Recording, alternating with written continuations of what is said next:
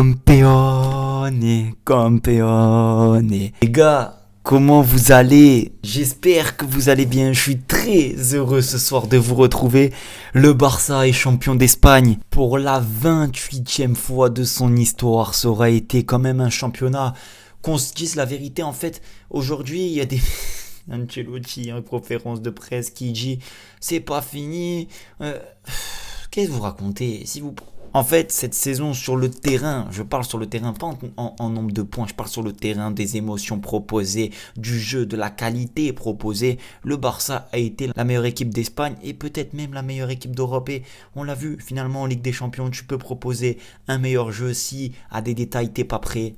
Tu te fais éliminer. Et un championnat, je trouve que c'est très très beau, c'est magnifique parce que ça se joue sur 38 journées, il faut être régulier, c'est sur toute une durée voilà, de matchs à domicile, à l'extérieur, des contextes compliqués, tout au long de l'année en fait, tu te bats pour le titre et je trouve que c'est un titre qui est très très très intéressant et le Barça, enfin très intéressant et exceptionnel et le Barça se retrouve 28e fois champion d'Espagne, c'est une grande fierté, franchement on a suivi sur la chaîne ce Barça là, on a suivi un Barça époustouflant qui au début de saison on était assez choqué par le niveau de jeu proposé comparé par exemple à la Liga, si on peut faire le parallèle gagné par Xavi en 2023 où le jeu était totalement différent. Aujourd'hui, cette saison, on a pris un plaisir monstre et venir s'imposer, gagner la Liga sur la pelouse de l'Espagnol, c'est exceptionnel. D'ailleurs, on va parler un petit peu de cette rencontre parce que, alors oui, l'objectif de la vidéo c'est de fêter le titre, mais on reviendra un petit peu demain aussi dessus.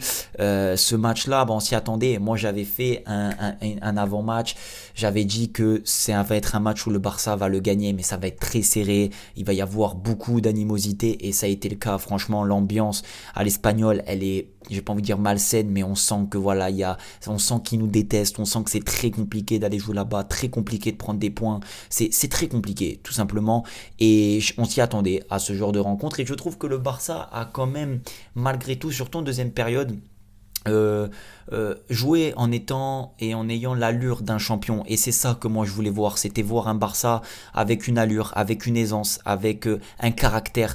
Alors oui, la première mi-temps elle est loin d'être parfaite, oui l'Espagnol peut marquer des buts, il faut un Chesney décisif, il faut un petit peu de réussite, je pense quand tu gagnes un trophée il faut de la réussite et ça a été le cas pour le Barça ce soir, surtout en première mi-temps et ensuite on a vu que dès que Koubarsi est rentré derrière, ça a mis un petit peu plus de qualité sur les relances, un petit peu plus de qualité, un petit peu plus de calme comparé à Araujo. Et on a vu aussi que la rentrée de Baldé sur le côté gauche a fait énormément de bien. Donc oui, le Barça a dû faire entrer quelques éléments pour avoir un peu plus de maîtrise, mais dans ce genre de match, dans ce genre de contexte où, je rappelle, l'Espagnol devait gagner le match pour essayer de se sauver. Ils sont encore en train de se battre pour le maintien. Donc il y avait un objectif des deux côtés. Du côté du Barça, c'était essayer de finir champion et du côté de l'Espagnol c'était essayer de s'éloigner de la zone rouge, de se donner encore plus d'air et que face à l'ennemi c'était un match on le savait qu'elle allait être très difficile donc bravo le Barça mais que ce soit sur la pelouse de l'Espagnol ou que ça aurait été la semaine prochaine contre Villarreal, ce week-end contre Villarreal, ça aurait été la même chose. En fait, la finalité, c'est que le Barça, cette saison, a été tellement supérieur au Real Madrid et à l'Atlético, qui étaient les deux prétendants aussi au titre cette saison, dans la qualité de jeu, dans la régularité, sans aide arbitrage. On peut se le dire quand même. Quand on a vu le Real, on va pas en reparler, mais quand on a vu le Real tout au long de la saison largement avantagé et aidé, on va pas se le cacher ici, on n'est pas là pour cracher sur le Real Madrid, ils ont déjà gagné des Ligas sans, mais quand on a vu qu'on s'est battu face à un 12e homme qui était l'arbitrage même pas que des fois face au Real Madrid, ou avec le Real Madrid, des fois c'était contre nous en fait, c'était contre nous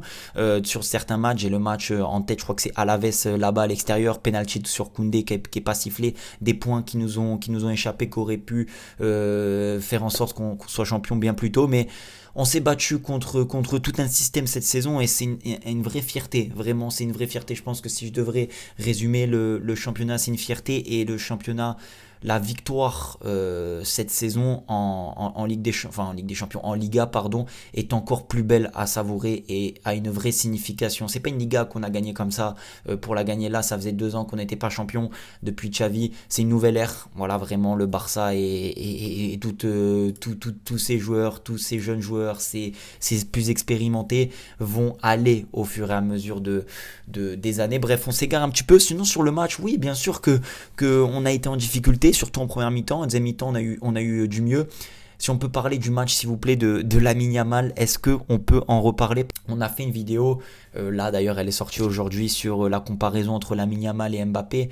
Mais en fait, il n'y a pas de comparaison possible et on l'a encore vu ce soir. Intrinsèquement parlant, au toucher de balle, Lamine Yamal t'offre le cheat ce soir. Qu'on se le dise, Lamine Yamal t'offre le cheat parce qu'il est buteur, mais il est surtout passeur à la fin qui scelle clairement la rencontre. Mais quel but, de quelle manière, quand un match est fermé, quand un match est très compliqué à trouver la solution, à trouver la faille, de quelle manière Lamine Yamal vient délivrer le Barça d'une frappe somptueuse en pleine lucarne. En fait, on pourra me dire ce qu'on veut, mais ce genre de buts-là marque des points pour le Ballon d'Or en fait. Ça marque des points et tout le monde le voit que intrinsèquement que c'est un crack générationnel. Et la qualité, non pas que dans le but, mais dans le jeu, dans ce qu'il apporte, dans les efforts défensifs aussi, dans ce qu'il apporte offensivement, il fait en sorte d'obtenir un carton rouge, les gars. D'ailleurs, carton rouge scandaleux, voilà, c'est de l'anti-jeu pur et dur. Mais bon, on va pas s'arrêter là-dessus. Carton rouge, il le provoque lui et ensuite sur la fin, il donne un super ballon à Fermin Lopez qui finit magnifiquement bien. Et je voulais faire une petite aparté, bien sûr, on pourrait parler de tous les joueurs qui ont été excellents ce soir, mais je voulais vraiment m'arrêter sur Lamine Yamal, mais aussi sur Fermin Lopez, parce que c'est un joueur qu'on a découvert la saison dernière, qui a été prêté il y a 2 ans sur un club de division 2 ou division 3 espagnol, qui avait fait une saison exceptionnelle, qu'on a rappelé, qui devait jouer avec le Barça B, qui finalement est resté au Barça en équipe première. Et c'est un joueur qui, je pense et je l'espère sur les années à venir et surtout l'année prochaine, aura un vrai rôle à jouer. Plus que cette saison, parce que, en fait, ce qui montre Fermin Lopez dans sa qualité technique, sur ses premières touches de balle, son contrôle orienté, sur ses intuitions, en fait, c'est de très très haut niveau. Et c'est pas un joueur qui a 18 ans, en fait, c'est un joueur qui a déjà 22 ans, qui va avoir 23 ans. Donc c'est un joueur qui va arriver dans une force de l'âge dans 1 an ou 2. Et c'est un joueur sur lequel je pense on doit compter et vraiment essayer de voir l'avenir en Fermin Lopez et lui donner beaucoup plus de responsabilités, parce que on l'a vu contre le Real Madrid, il est rentré, il a marqué un but exceptionnel. Là c'est exactement pareil, le but est exceptionnel et au-delà du fait qu'il frappe en une touche, c'est le travail avant qu'il fait qui est très fort. Donc non, je voulais m'arrêter là-dessus et remercier et féliciter.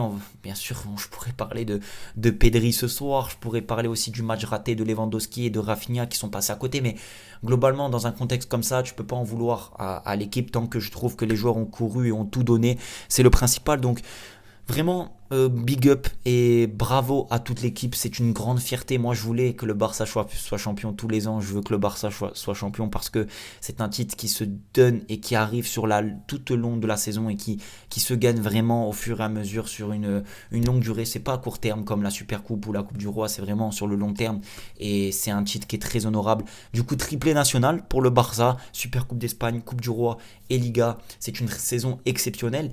Il faudra aller chercher sur la suite un petit peu plus de temps de jeu pour certains joueurs, mais aussi aller chercher pourquoi pas les 92-93 points, essayer de se rapprocher au maximum du Real de la saison dernière et gagner le plus de matchs possible parce qu'on est des compétiteurs. Bref, on reviendra demain sur un petit bilan de cette saison, on reviendra sur les matchs qui m'auront marqué, qui nous auront marqué, qui auront été décisifs, les buts et tout. Bref, merci du soutien, prenez soin de vous et de votre famille, profitez au maximum ce soir parce qu'on est champion devant les tocards et les voleurs du Real Madrid. Je vous dis à la prochaine, ciao.